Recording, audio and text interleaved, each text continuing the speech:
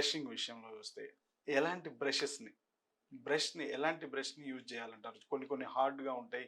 కొన్ని కొన్నేమో చాలా సాఫ్ట్‌గా ఉంటాయి. కొన్ని కొన్నేమో కొంచెం డిజైన్స్‌లో ఉంటాయి. కానీ అసలు నిజంగా మీరు ఒక డెంటల్ సర్జన్‌గా, సీనియర్ డెంటల్ సర్జన్‌గా, చీఫ్ డెంటల్ సర్జన్‌గా మీరు ఏది సజెస్ట్ చేస్తారు? సో, డె పళ్ళు హ్మ్. తోముకోవడానికి బ్రష్ అనేది ఎప్పుడు కూడానండి హార్డ్ వాడకూడదు. Hmm. Okay. Soft or ultra soft వాడాలి. ఏమైనా ప్రాబ్లమ్ ఉంటే soft okay. Or ultra soft వాడాలి. హ్మ్. చాలామంది మీడియమో, హార్డో వాడేసి ఈ సాఫ్ట్‌కి, అల్ట్రా సాఫ్ట్‌కి సరిగ్గా బ్రష్ అవుతుందో లేదో అని అనుకుంటుంటారు. హ్మ్. అంటే వాళ్ళు సరిగ్గా క్లీన్ అయిందో లేదో అని అనిపిస్తుంటది. వాళ్ళ అవును. సెల్ఫ్ ఫీలింగ్ అవును. అనమాట. డెఫినిట్‌గా క్లీన్ అవుతదండి. Okay. So, soft or ultra soft వాడొచ్చు. ఇంకా మాన్యువల్ ఆర్ ఎలక్ట్రిక్ విషయానికొస్తే హ్మ్. మాన్యువల్ అంటే మనం చేసుకుంటాము. 2 మినిట్స్ బ్రష్ చేసుకోవాలి. అవును. సర్క్యులర్ మోషన్స్‌లో చేసుకోవాలి.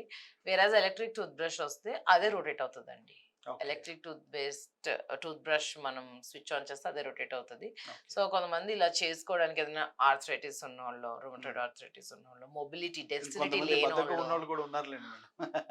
డెక్స్టిరిటీ లేనోళ్ళు ఇలా హ్మ్. ఉంటే గనక నేను కష్టపడి బ్రష్ చేసుకోలేను అనుకుంటే హ్మ్. మీరు అన్నట్టు లేజీగా ఉంటే కూడా ఎలక్ట్రిక్ టూత్ బ్రష్ కి స్విచ్ అవ్వచ్చు. Madam. It's comparatively little expensive. Okay.